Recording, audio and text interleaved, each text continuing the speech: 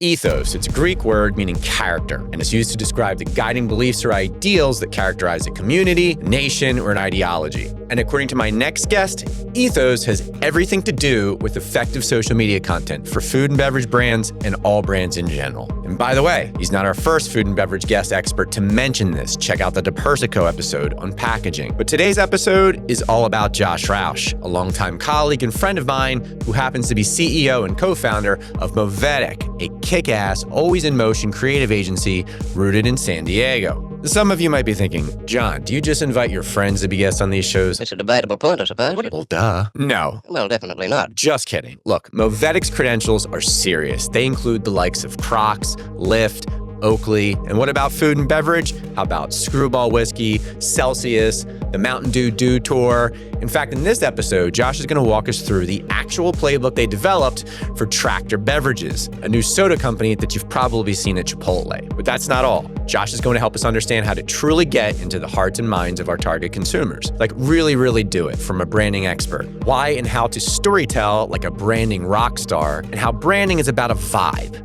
Vibe being something that Josh and I are going to do our best to systematically dissect into actual branding deliverables. It's going to be a good one, folks. In fact, they're all really good ones. And that's why I hope you'll subscribe to our channel, check out the other episodes in our food and beverage product marketing series, and show us a little love by hitting the like button. Like right now, please hit the button. It only takes a minute. And now it's time for the main man, my homie, Josh Roush, CEO and co-founder of Movetic.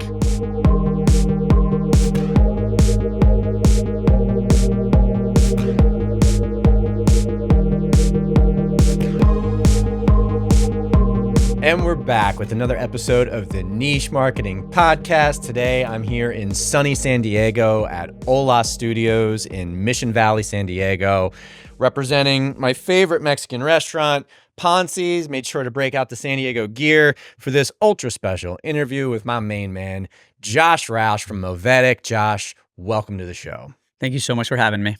Yeah, and you know, it's funny. Whenever we're going to a new market, we always do a little preliminary research on, okay, you know, what niches obviously are we covering at that time? And then who are the best agencies in that niche that we want to interview? And obviously we knew we were headed here. We knew we wanted to collect some content on food and beverage, and our research team was looking up the best food and beverage agencies in San Diego. And you rose to the top of the list among the very best in the area. And that's funny or ironic because I've known you forever. Yep. And I guess full transparency, I should have thought of you right away. But, you know, we try to keep it, I guess, unbiased, essentially, is what I'm saying.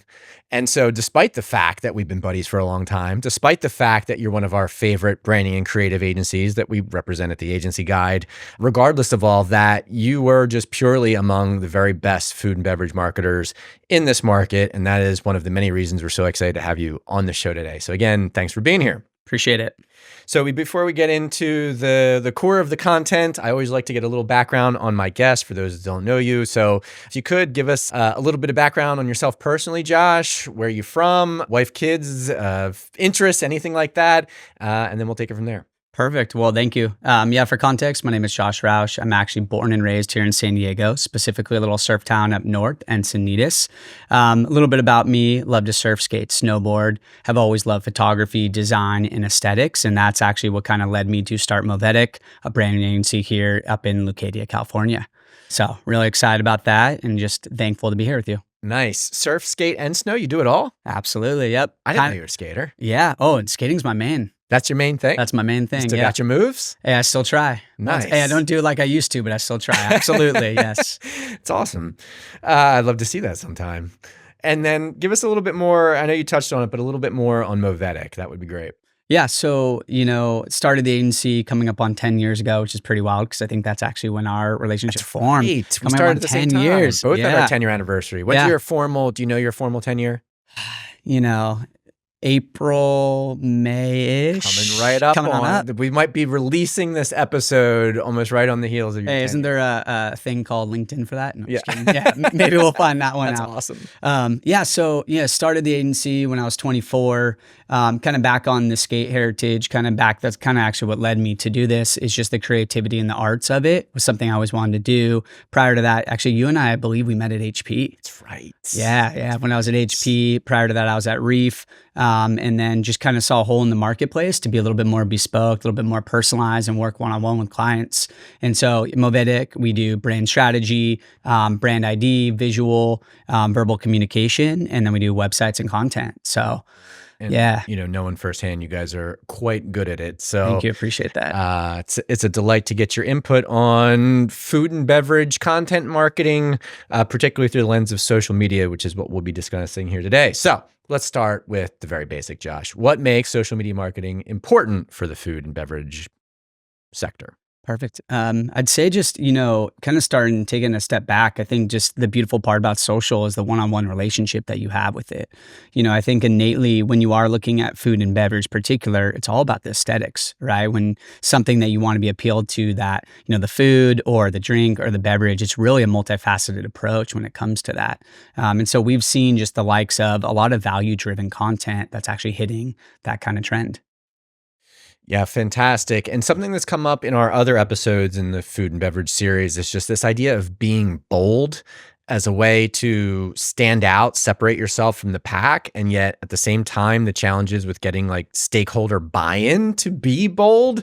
What's your initial take on, again, being bold when creating social media content? Yeah, I think everything comes back to your true north of your brand, right? So for us, we came out with the tagline of igniting the ambitiously bold, which ignition comes to launching a new idea, new philosophy, kind of where you want to take it. And then the ambitious part is being bold, right? Taking a stance in that. I think when it comes to bold, I think over the years, it's been a little bit kind of misused in a way that, everybody, that is their framework. But to me, being bold just means being different, being authentic, and being yourself. Yeah. And have you found that some of the brands you work with struggle to do just that you have to kind of coax it out of them? Or what's your experience in kind of getting brands to push the envelope a little bit? How many yeses can I say? As many as you want, as many as you feel are truthful. I mean, I think, nowadays, whenever you start an agency, we're seeing a lot more of lifestyle driven companies, right? So for us, we're really trying to find the right clientele who shares the same values or belief systems, right? So when we worked with, for instance, with Crocs, right? That was kind of already part of their DNA. So for us to sell through that idea, it wasn't that hard, right? I think the problem is, how far can you kind of swing it depends on the largeness of a company, right? The size of it. Yeah. And it's like, if you don't stand for something, then you stand for nothing. Right? Yep. So it's cliche, but so important, especially since we're all kind of bombarded with so much noise. You've really got to find a way to stand out, which brings us to something else I want to talk about, which is the psychology of it all, right? So again, you guys operate an agency that specializes in creative output and all things branding. And then you're helping your clients take that message, take that visual, create content that goes out on social. But what are some of the like psychological factors that you consider or try to get into, or how do you get into the minds of a brand's potential customers? Can you talk through that a little bit for us? Yeah, I think the biggest thing right now that we're seeing is that, and even when I started the company, I think it's, you can go down the route of research, data, insight, you name it, but there's a huge element of cultural relevance, right? So creating content that actually matters to people, being authentic and true to that is actually where things should start, right? So most companies do have their target demo, their buyer personas of where they're looking to go, but everybody also is very, I'd say, fluid in the level of they have a lot of likes and interests, right? I think back in the day, we used to single out people. Hey, you are 15, you love to do this, X, Y, and Z, right? You have this many years of experience, but people are so faceted these days that I think you have to look more to the ethos or the values of them when you're creating content. Ooh, I love that. So I'm going to make you unpack that a little bit more, right? Yep. So hopefully I'm not putting some words in your mouth here, right? But when we're talking about essentially persona creation, Yep. Identifying those audience segments of those personas, how we're going to speak to them. And so you're saying really secondary, the age, maybe the gender, maybe in parts of the country or world they're in is almost secondary, if not, equally valuable to their psychological ethos. What matters to them? Expand on that a little bit if you could. Oh, everything. Purpose-driven brands are the ones that are winning today, right? And so we're starting to see whether it is in this space, which we'll chat a little bit about later, the better for you point of view. So people nowadays want to align with brands, and that's really what they're looking to do. So when you look at the interest, the based, all that stuff, right? Whether you're on Meta, IG, all the different kind of advertising levels, I think it's more innately about how can you add value in their life cycle with where they're at too. I mean, you look at post-COVID, and it's really interesting, right? Because everybody used to have a very linear lifestyle. That has changed, right? So I feel like now you have to create these little mini stories within people's lives to kind of make their lives better in a nutshell, right? And you're seeing companies like Viore, or you're seeing other companies that are kind of emerging that are based off aspirations, which is nothing brand new or nothing revolutionary in my eyes, but I just think that's what people want to do is they want to stand for something more. And aspirations, could you define that? Yeah, aspiration to me has always been, something that you're working towards or something that you're looking up to, right? Mm-hmm. Yeah, it comes back to that idea of finding your tribe, or wanting to connect with, or being drawn to a certain brand because you feel as though they're either part of your tribe or you want to be a part of their tribe, right? Yep. Yeah. Okay. And can you think of some specific maybe examples of times where you've helped coax that out of a brand, or work that you've done at Movetic that was very central to this aspirational connection? Yeah, so I think as of late, there's a brand that we worked with that has gotten a lot of steam. It's Celsius, right? And that was a brand that we worked together to kind of centralize who they were, what they stood for. Specifically, the aspiration was around the mantra of live fit. Right. And so, when you're looking in an overcrowded, saturated point of view, you do have to do something different. You have to be unique. You have to be creative, and you have to find ways to matter in culture.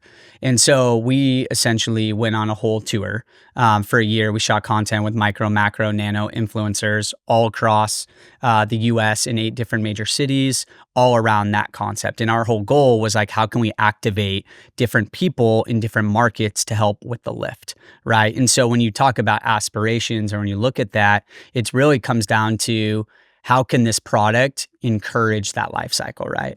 And to me, what has to happen now is it used to be, you just have a product and there wasn't a lifestyle, right? Now it has to be a quality product and a quality lifestyle. So I think the brands are getting it right, are actually looking at both point of views. Yeah. Yeah. So live fit ultimately is what you guys sided on, which speaks to this idea of you don't go to the gym and drink this drink, you live for fitness, and this is part of your routine. Is that right? Yeah. And actually, even taking a step further, how do you, instead of just leaning in on just fitness as a core demo or point of view, it's more of a lifestyle, right? It's more of an aspiration.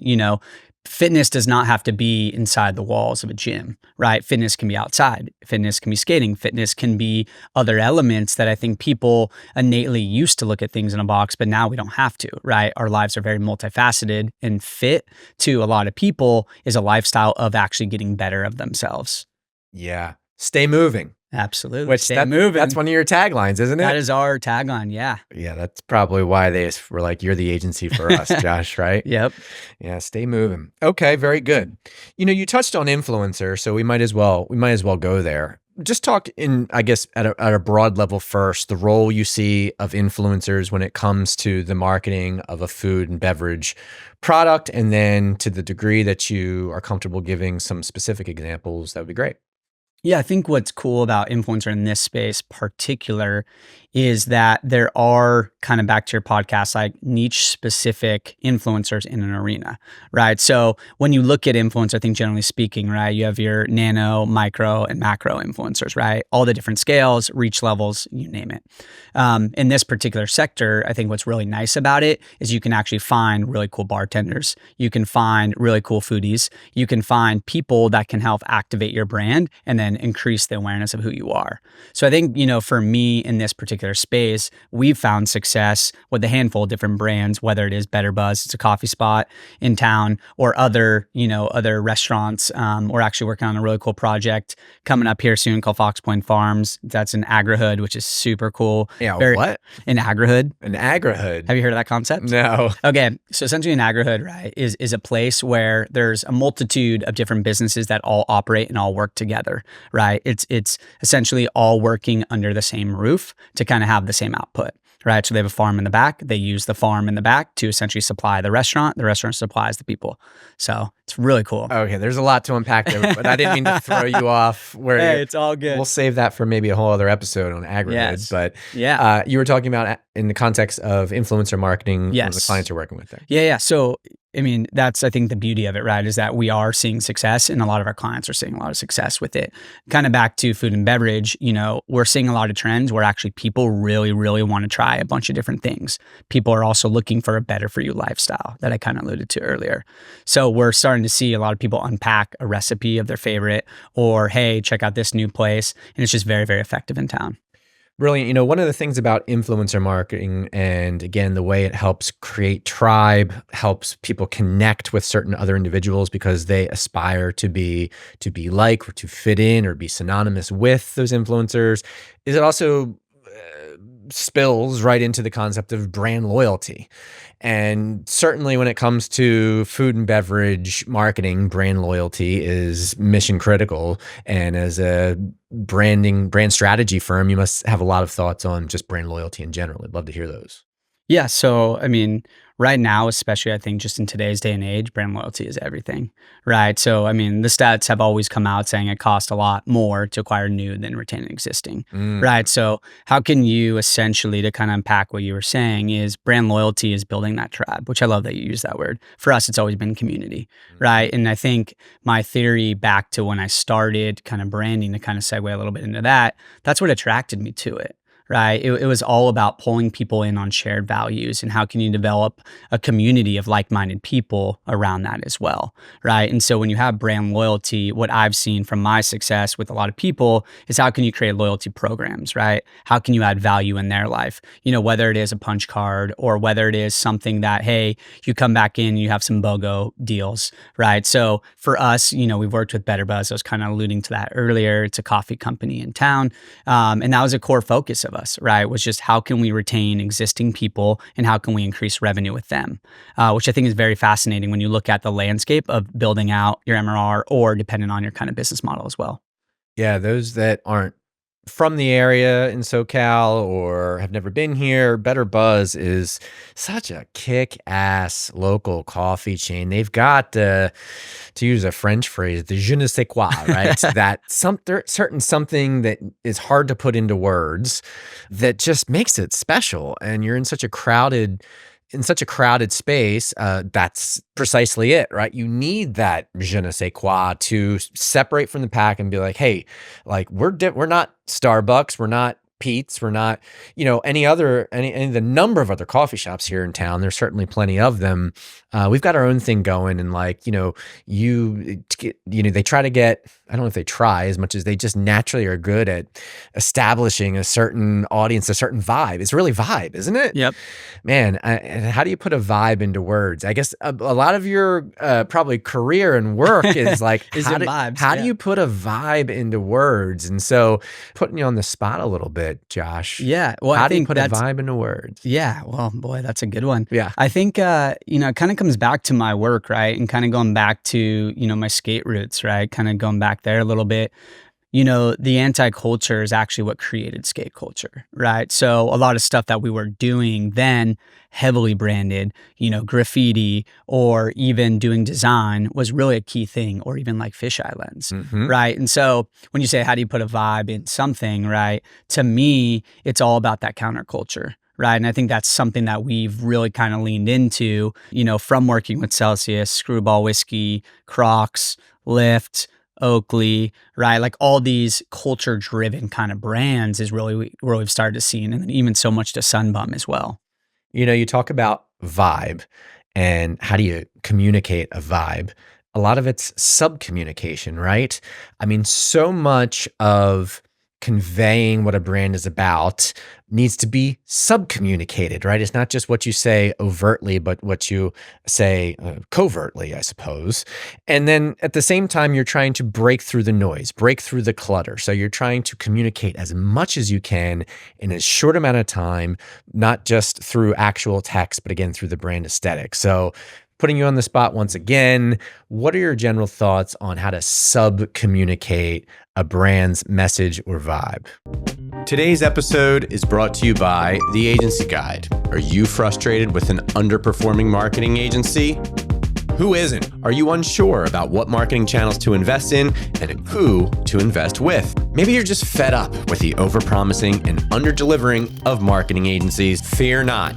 You need to contact The Agency Guide. The Agency Guide, or TAG, represents a vetted pool of 200 plus vetted marketing agencies and consultants, and they will matchmake your brand's specific needs with these trusted marketing professionals for free. That's right, for free. You don't need an expensive agency search firm.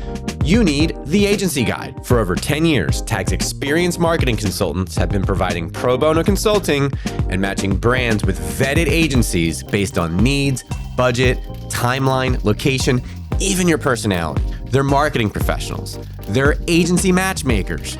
They're The Agency Guide. To learn more, visit www.theagencyguide.com today. And guess what? I'm going to riff on you too. I got a really cool example for you. Okay, I love it.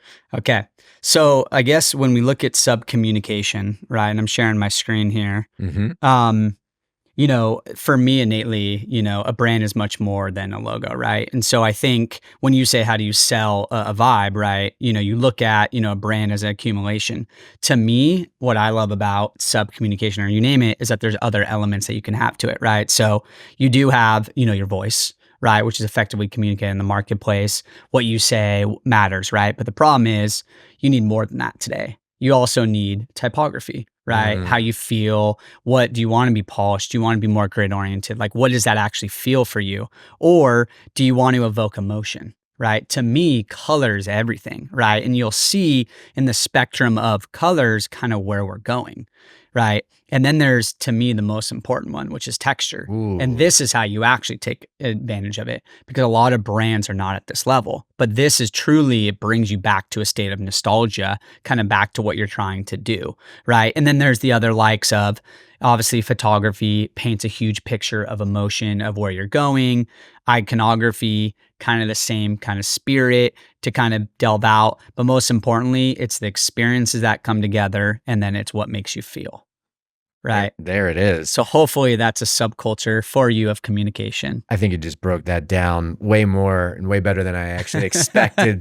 How convenient you had this website ready to go. The texture one, it's my podcast, so I can curse on it. That's so fucking cool. And I've seen that in your work, actually. We've worked on a few projects together, and I remember that when you would reveal the initial brand direction for some of these projects, again, you brought in texture. And it's such it's branding is all these like small things. We're like, yeah, logo, yeah, font, yeah, texture, I guess. But like, they're fucking huge when you put them all together. Like, the impact is massive, right? So texture. What else can you tell us about texture, or the process you might go through when working on brand development, on like figuring out that piece, or what goes into that? I wouldn't even know where to begin. Yeah.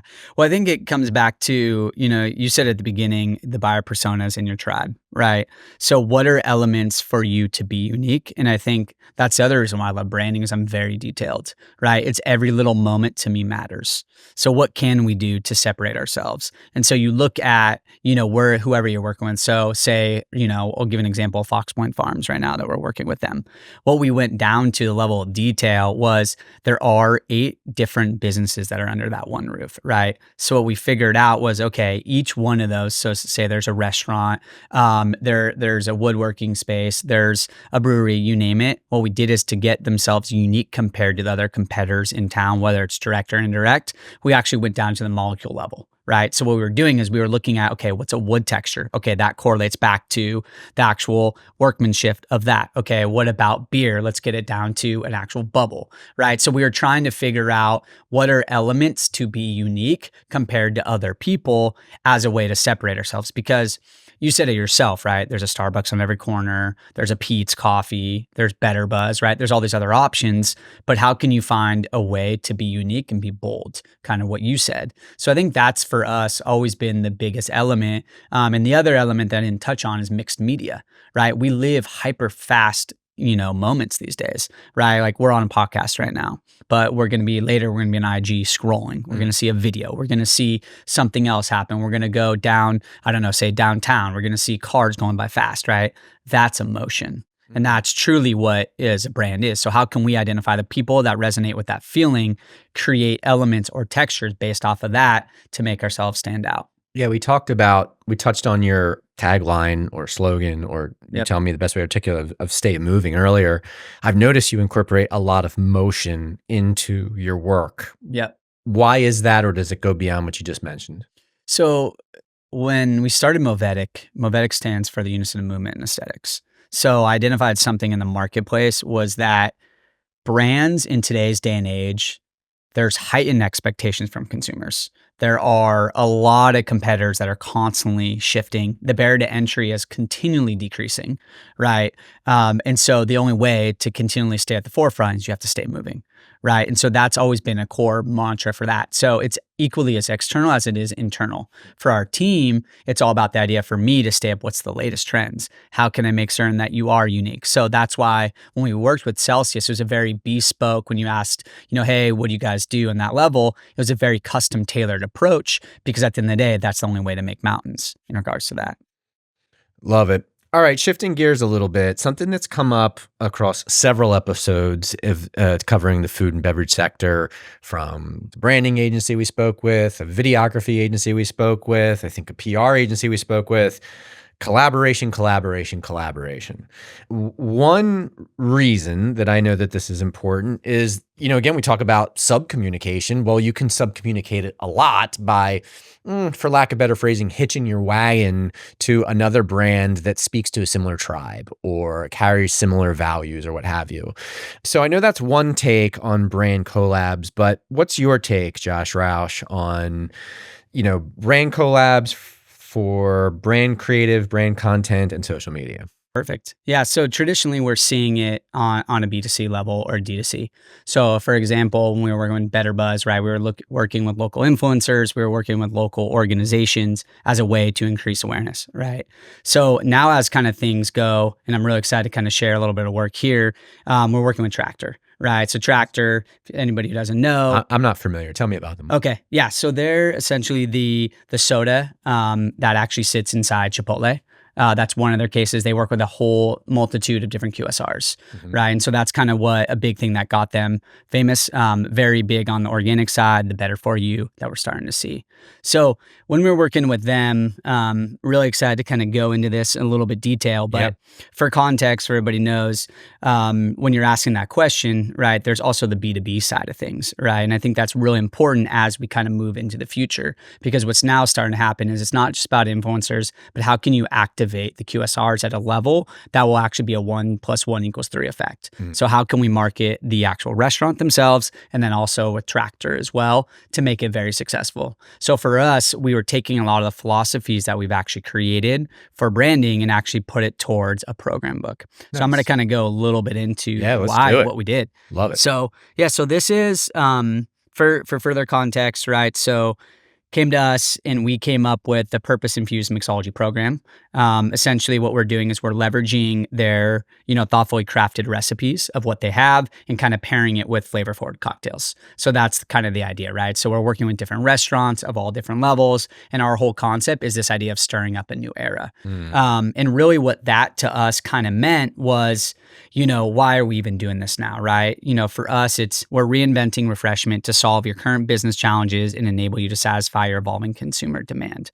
The reason why that's so important is that things are changing, right? Expectations are shifting. We're kind of seeing on one side, right, the pouring partners. We're seeing, on-premise experience is seeing an uptick, which is very, timely for this. Again, you talk about sub-communicate, right? That on-prem experience. We haven't even gotten into that. Oh yeah, that's a whole nother point of view. Save that for when we bring you back for restaurants. Yeah, for sure. But for anybody who doesn't know, that's essentially just kind of going inside a dining experience. The second one that we're seeing is competition is heating up from last year, right? So now that everybody is actually going outside, there's a lot more competition out there. And then, most importantly for the pouring partner level, you got to adapt, right? We were talking about that. You got to be bold. You got to be different, you name it.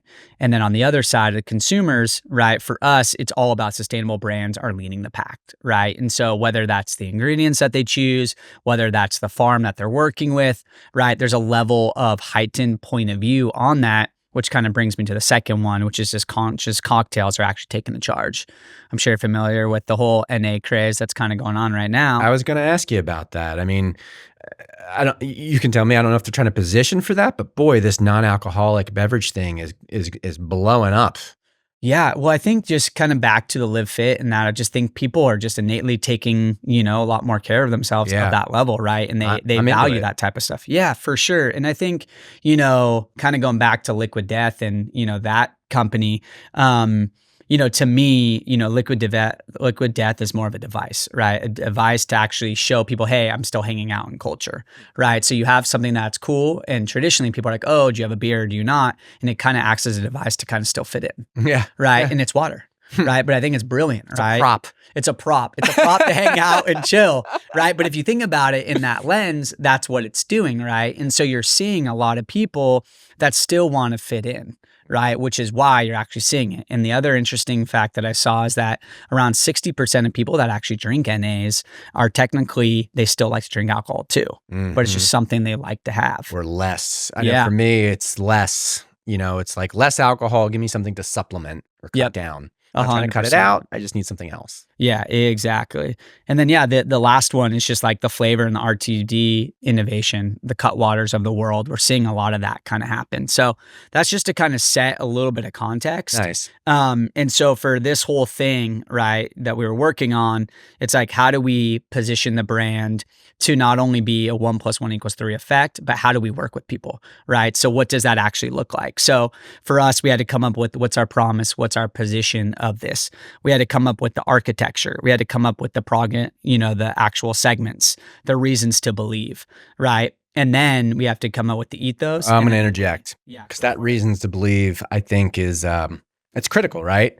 So define that if you could, and or to the degree that you can, talk about how it was executed here or on a different brand. Yeah.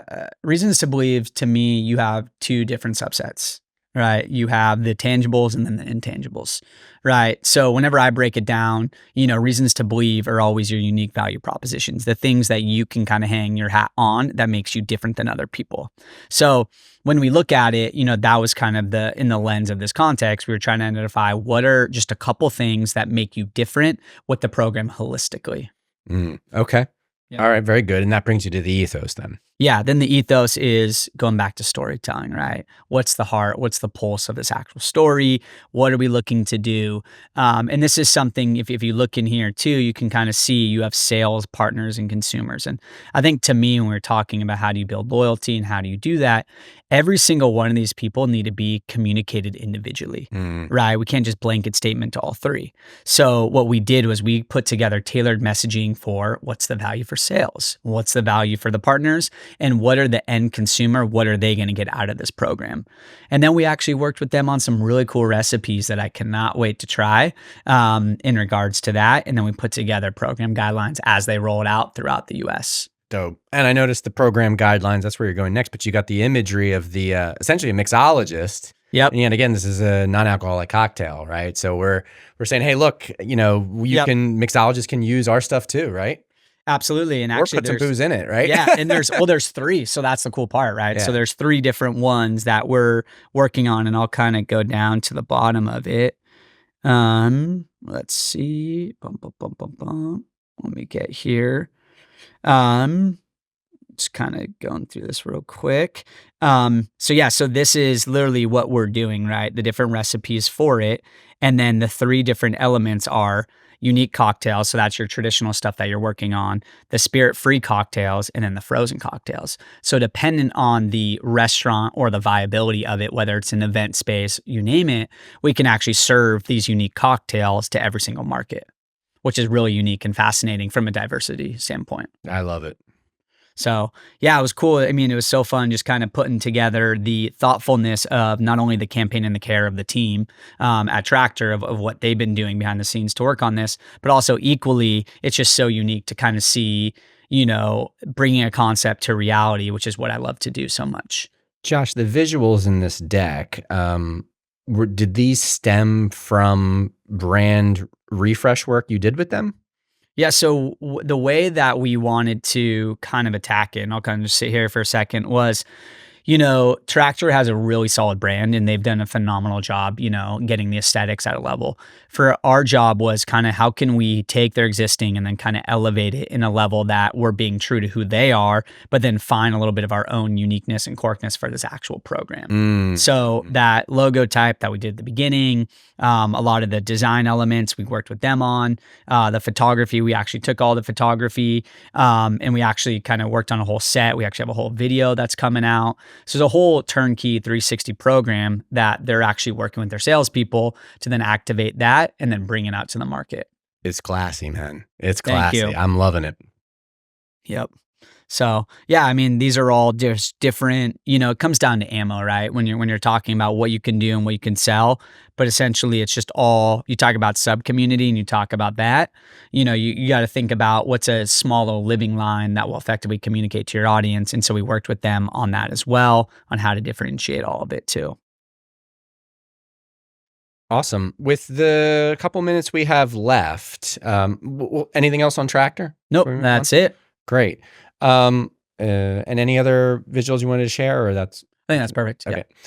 Yeah. With the time we have left, I mean, what would be perhaps you could give a few key nuggets of information that if all you had to communicate with a food and beverage CPG product was a few minutes of communication to say the key things they should be thinking about when cultivating a social media strategy, even if it's redundant, Josh Roush, what would those few nuggets be?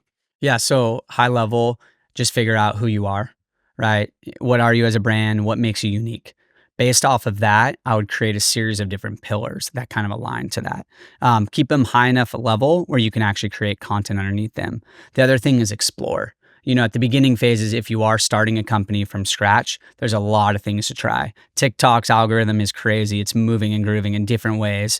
Instagram's algorithm is changing rapidly all the time. So I think for that, it's just get out and create. I think a lot of times with owners and a lot of people, the hardest part is just starting, right? So for anybody who's actually looking to start, just do it, just try, see what works, see what sticks. And then on the other side is really don't be afraid to reach out for help and try to find people that can actually be a part of your tribe in the beginning, because a lot of people do actually want to help with content, with creation of that level. I just think a lot of people kind of just stop there. Yeah, it really creates that win-win-win, doesn't it? Absolutely. Fantastic, Josh. So glad to have you on the show. It's been a long time coming. Hey, thank you. Appreciate you having me. Can't wait to have you back. Thanks for sharing. And that does it for another episode of the Niche Marketing Podcast.